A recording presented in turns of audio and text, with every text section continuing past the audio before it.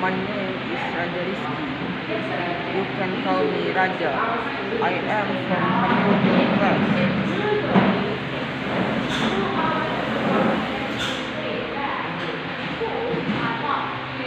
Do you know what food is this?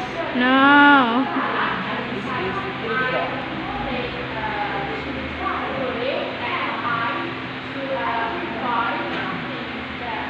Pizza has three main elements: crust, sauce, and topping.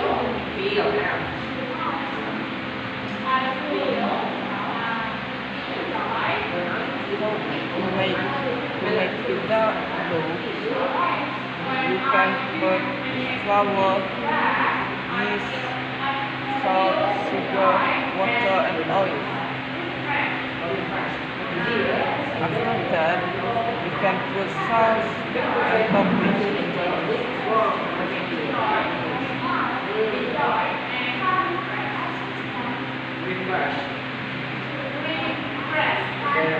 Pizza has three toppings: cheese, sauce, and corn.